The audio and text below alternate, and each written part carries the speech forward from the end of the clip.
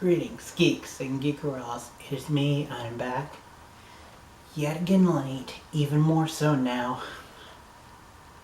Because I had to watch 4 episodes on top of my JOB. But this was a big thing, and it's kind of like the mid-season finale, so I felt like I had to get this to you. But I've got to be quick, and I've got to be quiet, because pretty sure I've got family sleeping. But, anyway, so we're talking about Young Justice, the final 4 episodes in this half season. If you guys haven't seen it, go watch it, then come back and tell me what you think in the comments down below. Alright, so, like always with these block of episodes, some episodes have to suffer. And unfortunately, it's kind of the first 2. Because the first one was cool, but it was mostly training and setting up Cyborg, which I believe this is the... No, that's episode 2. Or that's the second episode. So speaking of, let's get into the second episode. Second episode was mostly introducing Cyborg, which I really like the way that they did that, where it's like, Dad, and then, oh, you're like, what the I was like, shit, when I saw it. And then also I kind of like the fact that it's the father box who causes him to become Cyborg in this version, and because of that, him and the mother box stuff are kinda, which includes Sphere and all of her carnations, and also, oddly enough, Halo. But also, speaking of, we all know the story of Cyborg. We've seen it in Justice League, I was about to say Young Justice, because of course we've seen it in this. But we saw it in Justice League, we saw it in the Justice League animated movie, we saw it in Teen Titans,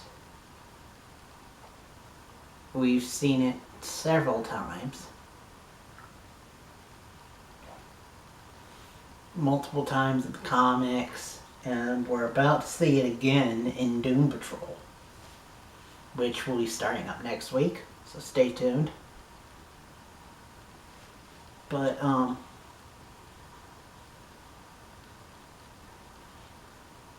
interesting thing that I like that they changed about this is that the father box actually takes over for Vic sometimes. At least until the final episode of this block. And anywho, takes over for him, and he gets all murderous and purple. And so, but he starts off that way when he's first born.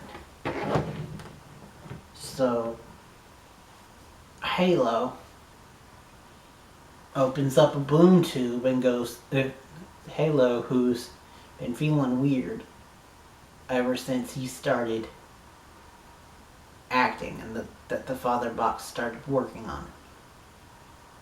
She just instinctually has felt weird and bad. And then all of a sudden, Violet turns indigo, opens up a boom tube, and she's right there with them, and after fighting Cyborg, She heals him, which is pretty cool. And then he goes with her and he joins the farm. But I should also say that meanwhile,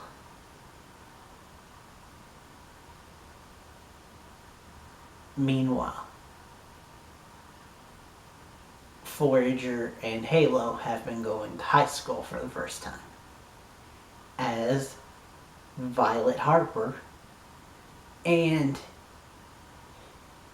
Fred Bug with 2 G's.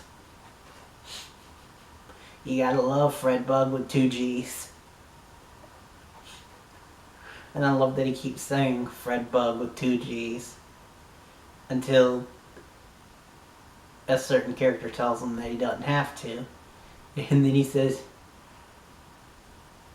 Fred Bug with optional 2 G's. I love Forager. But also, like I said, mystery character, new character.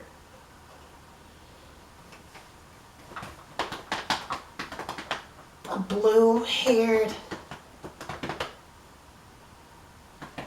chick herself, Harper Rowe, gets introduced into this episode. Now, she doesn't become Bluebird, but she does befriend Forager and Halo. Because she's like, you're a freak, and freaks are good. Which, cool.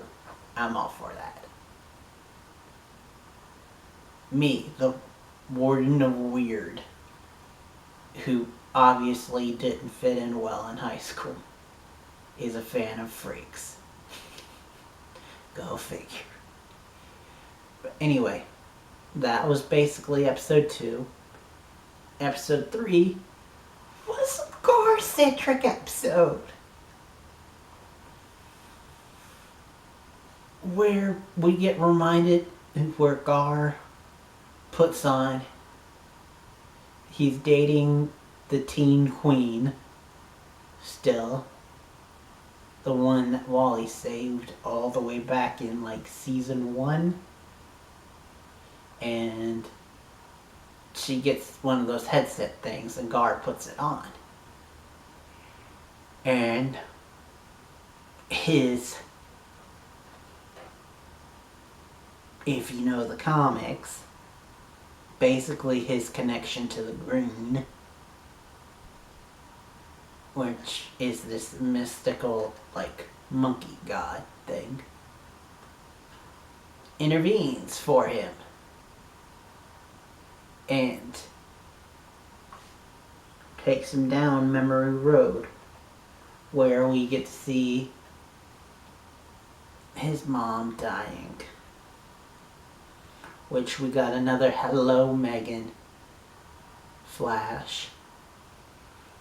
We also got to hear about his adoptive mom, Rita,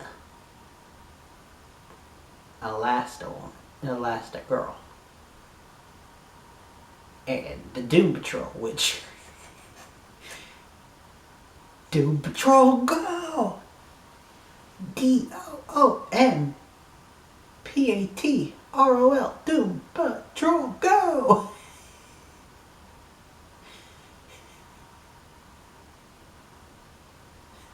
That was funny callback, which good on you guys for bringing in the OG Teen Titans to play their respective characters.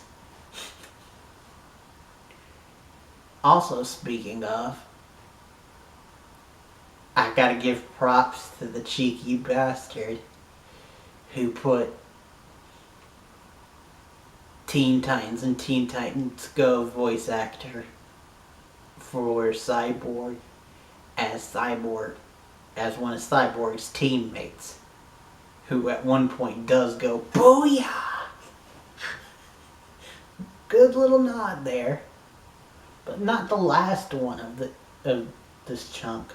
But anyway, so Gar goes through all of this, and he finds out what I told you about his connection to the spirit thing, and McGann meets him in his mindscape, but he already figured it out himself and wakes himself up. And what he figured out is that even though being a celebrity is cool,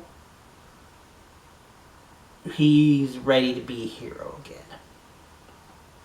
So, yay! Morgar! But first we gotta get to the last episode. And the last episode was a doozy. Subplot was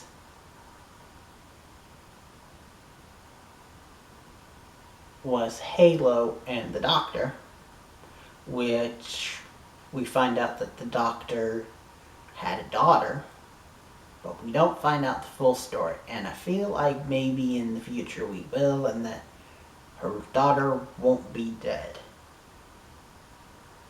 But we also find out because she lost her daughter, she feels a connection to Halo, who we also find out is really the spirit of the mother box kind of inhabiting this dead teen girl.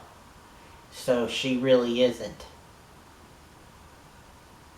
who she used to be, like she's been saying. So she is Violet. And then we find out that